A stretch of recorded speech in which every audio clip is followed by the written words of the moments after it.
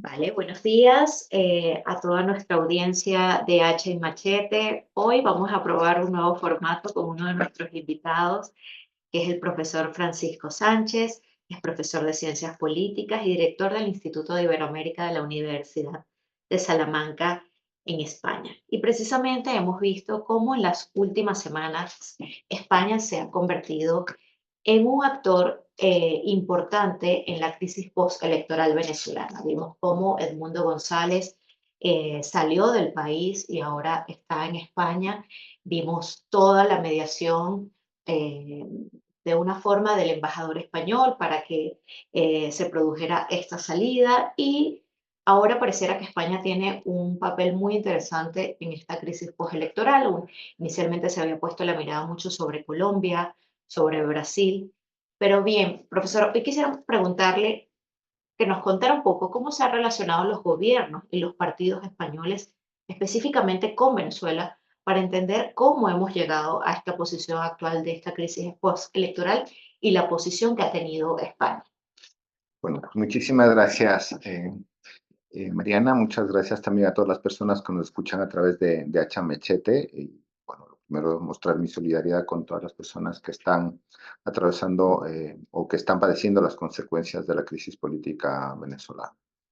Bueno, la conexión, la verdad es que viene de muy lejos, ¿no? Entonces, pensemos que en el momento incluso después de la Segunda Guerra, perdón, después de la Guerra Civil, mucho del exilio sale hacia Venezuela y bueno, y después, pero el gran vínculo se va convirtiendo en la transición cuando los partidos, bueno, en su momento ADEI y COPEI, que formaban parte de la Internacional Socialista y de la Internacional Demócrata Cristiana, se vinculan con partidos españoles, ¿no? Entonces, en ese sentido, Carlos Andrés Pérez tenía un vínculo muy estrecho con el gobierno del PSOE a través de la Internacional Socialista, digo, más allá de que le sumas los vínculos culturales, históricos y demás con Venezuela, entre Venezuela y España. Entonces, y fue importante, por ejemplo, el papel de Cisneros como uno de los grandes empresarios vinculados a una primera época del PSOE. Entonces, esto viene de los 80 tempranos. ¿Vale? Pero y bueno, estuvo también Venezuela, recibe algunos presos de ETA en una negociación que se intentó, etcétera, etcétera. Es decir, es una relación de larga data. Eso por un lado. Luego está el Partido Nacionalista Vasco. Es sabido, ustedes conocen mucho mejor que yo que hay una fuerte presencia de migrantes vascos y además lo interesante en este caso es que son segunda o tercera generación. Es decir, que el vínculo político o el vínculo con las redes de poder del País Vasco y de la gente que está en Venezuela, muchos de ellos son empresarios, etcétera, etcétera, es muy fuerte y muy potente. Esto explica el voto del Partido Nacionalista Vasco en el reconocimiento del señor González como presidente. Siguiente variable, Coalición Canaria. Aunque Coalición Canaria es un partido mucho más tardío, no nos olvidemos del vínculo entre Canarias, las Islas Canarias, el gobierno canario y Venezuela, que es muy similar al del Partido Nacionalista Vasco, ¿no? Incluso en medios locales canarios, la información sobre Venezuela iba dentro de la sección local. Entonces vemos que hay un conjunto de incentivos para que la política española esté muy pendiente de la política venezolana. El gran parteaguas es el gobierno de Aznar, ¿no? El gobierno de Aznar, el segundo gobierno de Aznar, que termina en 2004, 2004 más o menos. El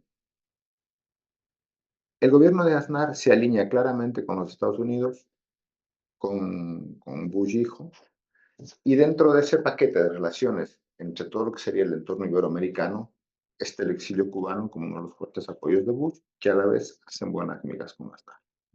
Entonces, Aznar se vincula con el ala más radical del exilio, en ese momento más Canosa y la Fundación Cubanoamericana.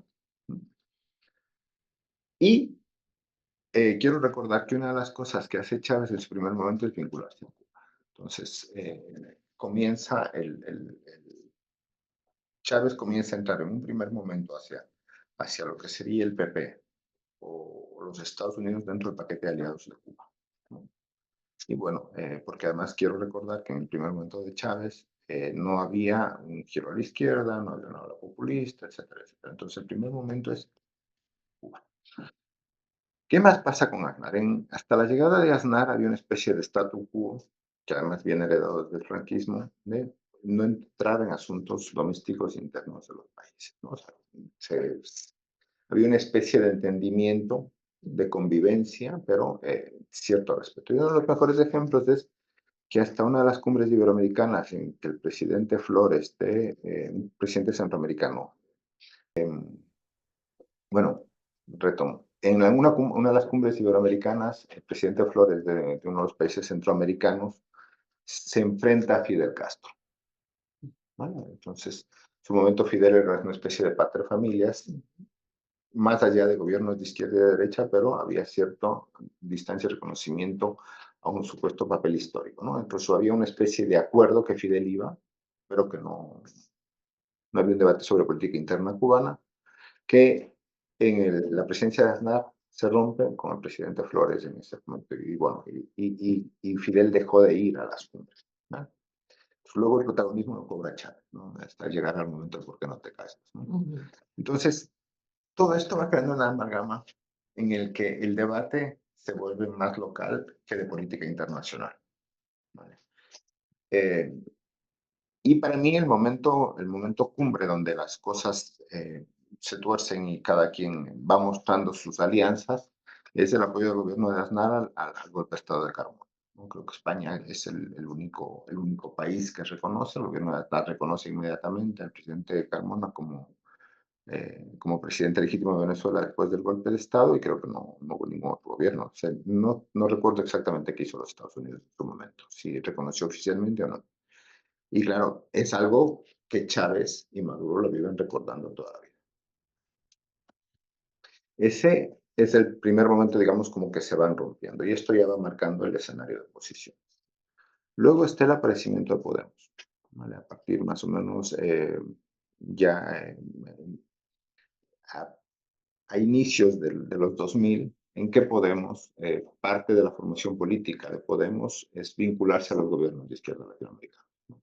En Europa hay una ola de protesta, insatisfacción, y como siempre América Latina es visto como el sitio de la utopía, ¿no? Entonces, ellos van un poco a hacer la revolución en las Américas y se vinculan a todas las experiencias de izquierda, no solamente en Bolivia, sino también en Venezuela, y ahí vemos que Monedero hasta ahora sigue estando ahí. Entonces, uno sería como el rezago de estos momentos.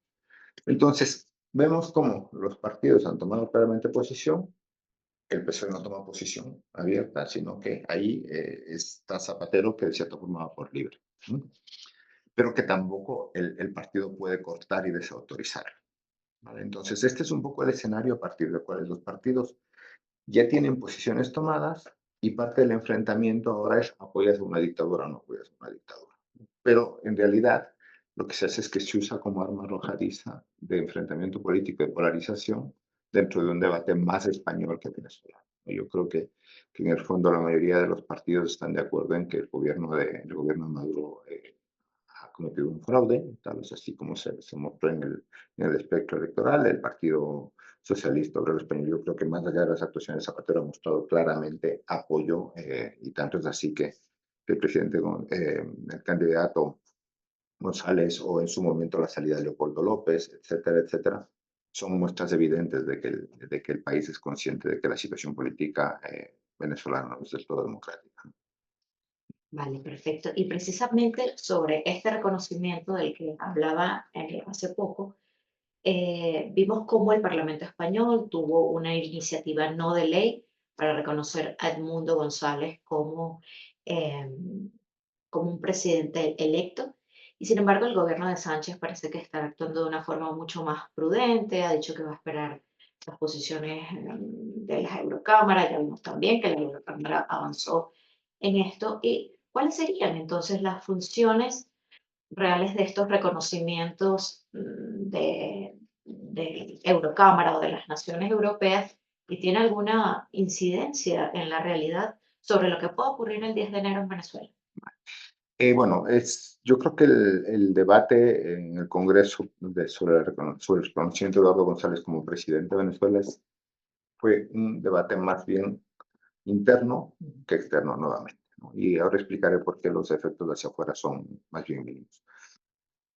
Esta es una iniciativa planteada por el Partido Popular que intenta visibilizar nuevamente que el apoyo del gobierno, en este caso del partido, más que del gobierno, el PSOE, a, a, a la oposición es insuficiente.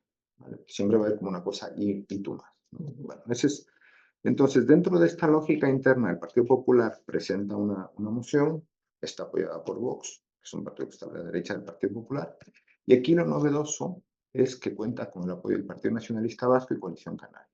¿Vale? Que eso es lo que permite que precisamente esta moción salga adelante. El papel del Partido Nacionalista Vasco, más allá del vínculo histórico que tiene con el empresariado y con la migración vasca a Venezuela, también tienen una clave interna poderosa.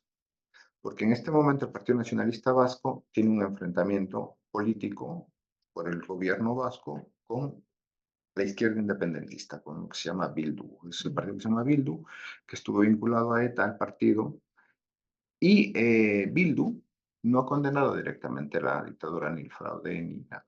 Ellos hacen una cosa que siempre han hecho, que es hablar de un conflicto social que perjudica a la población y que hay que buscar una mejor solución y que el enfrentamiento directo con los gobiernos no soluciona nada. ¿Vale? Entonces, dentro de este enfrentamiento se reproduce un poco a nivel autonómico lo que se está dando a nivel estatal. Es decir, el PNV y Bildu nuevamente arrastran el debate venezolano a la interna del País Vasco. Entonces, ¿qué tienes ahí? Bildu son los maduristas, chavistas, en este Vasco somos el país, el partido de generar riqueza, estabilidad, democracia. Entonces, esto nuevamente, yo no digo que el Partido Nacionalista Vasco no esté de acuerdo en defender los intereses de los venezolanos, y sobre todo los venezolanos de ascendencia vasca, sino que también le viene muy bien en ese conflicto. ¿No? Entonces, en ese conflicto nuevamente, y además es un conflicto que resulta muy familiar y próximo, ¿no? Porque muchas de las personas que estarán ahí en el País Vasco o tienen algún familiar o han conocido o han visto o conocen de forma muy cercana experiencias de o persecución política o de crisis económica que afecta directamente a familiares o conocidos políticos. Entonces, esto por un lado, bueno, la coalición canaria también se explica solo, ¿no? O sea, coalición canaria no podía votar otra cosa que no sea el apoyo directo a las personas que están fuera y además muchos de la migración venezolana se ha instalado por redes familiares, normalmente en Canarias. Entonces, este es el escenario. Bueno, y lo de Vox, eso está aparte, y lo del PP claramente vuelve en esta línea. ¿No? El PP está implicado directamente con un sector de la oposición venezolana que está aquí en Madrid. Entonces, y la evidencia es que llevaron al padre Leopoldo López como candidato a las eurodiputadas, a las elecciones del Parlamento Europeo. Entonces, el PP se ha convertido en una especie de partido oficial del exilio venezolano. Ahora bien, la pregunta es, ¿qué se consigue con esto? ¿No? Entonces hay un reconocimiento moral, por supuesto, hay una evidenciación del conflicto, hay una visibilización de que el gobierno de Maduro tiene problemas de legitimidad. Todo esto, por supuesto que se consigue más. La pregunta es si eso no está claro. Yo creo que en este momento ningún gobierno de los que en un momento ya se ha pronunciado pone en duda que las elecciones no se desarrollaron de la manera correcta. Después, hay un problema con el reconocimiento, es decir, en el fondo no es que se han contado los votos y el gobierno no quiere hacer la transición de poder. Hay incertidumbre sobre el proceso electoral en sí. Entonces, igual que dudamos de los resultados de Maduro, un gobierno, ya no un partido, puede decir, claro, yo tengo que confiarme de los datos que me están mostrando las personas de la oposición, datos que han sido tomados de una forma no controlada, no auditada. ¿Vale? Pues por supuesto que yo no digo que ha habido fraude, digo, pero usted me está pidiendo que acepte como válidos los otros resultados. Entonces, no sé si sea la mejor estrategia, por supuesto, insisto, no estoy poniendo en duda que ha habido fraude. Ahora bien, Venezuela ya lleva teniendo un problema con lo que se llama la comunidad internacional desde hace mucho tiempo. O sea, todo lo que Venezuela en este momento tenga que perder con los gobiernos occidentales ya lo ha perdido. Entonces, en la condena de la Unión Europea poco nada va a importar. La de España tampoco, la de los Estados Unidos tampoco, etcétera, etcétera. ¿Y por qué no importa? porque tiene los mejores aliados posibles, ¿no? Tiene China, o sea, que es, digamos, el factor actual del poder, ¿no? Y es el país que puede proveer todos los bienes que necesitas, te puede proveer todo el financiamiento que necesitas y te compra lo que quieras, sin preguntar de dónde viene. Está India, que se ha convertido en uno de los grandes compradores de petróleo venezolano también, es un país que está creciendo y tiene altísima demanda de energía, ¿no? ¿Vale?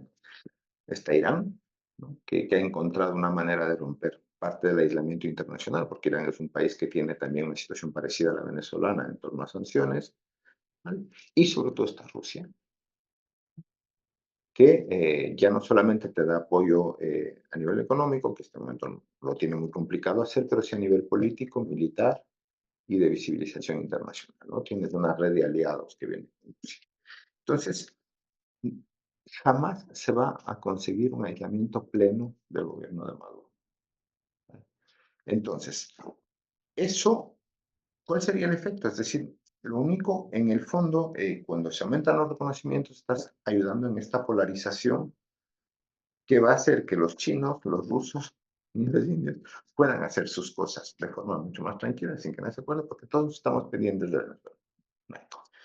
Ahora bien, eh, a nivel político cambiaría algo, es decir, el, el, eh, para Maduro es significativo que la comunidad internacional no lo reconozca como presidente o que crea que hay problemas de legitimidad. A las pruebas me remito, lleva muchos años ya con una legitimidad cuestionada, ¿no? Y más allá del reconocimiento de la legitimidad internacional, lo importante es que ha desarrollado unas estrategias de represión interna que muestra hasta dónde está dispuesto a llegar. Entonces, poco o nada te va a importar la comunidad internacional, sobre todo cuando tienes dónde vender tus productos y tener un flujo económico que te permite obtener el poder, cuando ya estás reprimiendo a tu propia población. Esa es un poco la dinámica y la lógica. Por eso, insisto, es importante que no se olvide de Venezuela, es importante que la comunidad internacional tenga una posición de condena y sanción. Lo que hay que pensar ya es una vez que se ha dado esta condena, tomando en cuenta que el gobierno vive una especie de transición, un gobierno mucho más autoritario a partir de enero, en el que ya va a perder parte del discurso de legitimidad que le tenía y la oportunidad para hacer una transición, que es lo que teóricamente se acordó en Barbados, el gobierno va a ir hacia más. Entonces, ese momento ya rompes, ¿no? Y la pregunta es cómo podemos desarrollar más estrategias para que la democratización de Venezuela sea efectiva a partir de ese escenario en el que el gobierno consolida el autoritarismo en el. Y precisamente acá hay un tercer actor que entra en juego en el caso específico de la venta de petróleo y con un aliado comercial que es el de Repsol. Y hemos visto que en las últimas semanas el gobierno venezolano ha tenido una serie de posiciones con el gobierno de España que teóricamente parecieran un poco contradictorias. Sin embargo, que en la práctica también van muy alineadas a mantener las relaciones comerciales con Repsol, que es el tercer comprador de petróleo para Venezuela. Entonces, ¿cuál es el papel que está jugando Repsol en esta crisis postelectoral? Vale. Bueno, vamos a comenzar. Hay varias cosas. O sea, son empresas que tienen la sede en un país, pero su capital está muy internacionalizado. El 33% de las acciones de Repsol pertenecen a empresas norteamericanas. El 5% es no sé si sigue estando, es del Fondo Soberano Noruego. ¿Vale? Entonces Noruega también ha tenido una posición clara condena, pero sin embargo su fondo soberano, que no del gobierno, sigue siendo del gobierno de la sociedad noruega y del gobierno noruego, sigue estando ahí. Entonces con esta suma del 40 y tanto por ciento de los países que no tienen ninguna sospecha de que no son buenos amigos del gobierno de Maduro, ¿no? El capital español en realidad es cerca del 5% de la empresa. Otro dato interesante, digamos que el principal ejecutivo de Repsol es un señor que se llama Josu Jon Imaz, que fue presidente del Partido Nacionalista Vasco. Es decir, ese mismo partido que está ahí y forma parte de ese estable. Entonces, ¿qué es lo que te quiero decir? Que una empresa va a comprar un producto que necesita a un comprador que necesita vender. Entonces, no esperemos que las empresas sean empáticas con la población ni con sus gobiernos, ¿vale? Las empresas cambian de sede cuando les da la gana. Fiat, que es fábrica italiana de automóviles, Turino, tiene la sede de la empresa en Holanda, en Ámsterdam, para pagar menos impuestos, ¿vale? O sea, esta es la lógica del capitalismo globalizado. Por eso, insisto, o sea, la capacidad del gobierno para poner coto a las acciones de Repsol o a la compra de Repsol de petróleo es mínima, ¿vale? ¿Esto qué es lo que estaría mostrando? Eso pone en evidencia, más allá de la mayor o menor capacidad del gobierno español de controlar las empresas, pone en evidencia la dinámica con la que funcionan las empresas transnacionales que están dispuestas a todo este tipo de productos. Pero vuelvo nuevamente, o sea, no solamente es el tema de Repsol, sino que hay otras empresas transnacionales que están ahí, porque no nos olvidemos que no solamente es petróleo, ¿no? Por ejemplo, todo lo que sale de la minería ilegal, no todo es oro industrial, ¿no? Eso acabará en los cuellos de algunas personas vendido en Tiffany's, o sea, y la pregunta es cómo entras, o sea, cómo traficas con oro, cómo consigues vender, cómo hacer todos estos productos, ¿no? Entonces, yo creo que las sanciones generales, y esto ya lo ha visto Venezuela, las sanciones generales de empresas o las exportaciones globales de un país acaban empobreciendo a la población y eso se ha demostrado claramente, ¿no? ¿Qué es lo que hace? Encarece productos y permite que la mayor cantidad de la población no tenga acceso a ciertos recursos. ¿Quiénes se benefician? Personas que se dedican a controlando productos o personas que tienen alto poder, capacidad adquisitiva.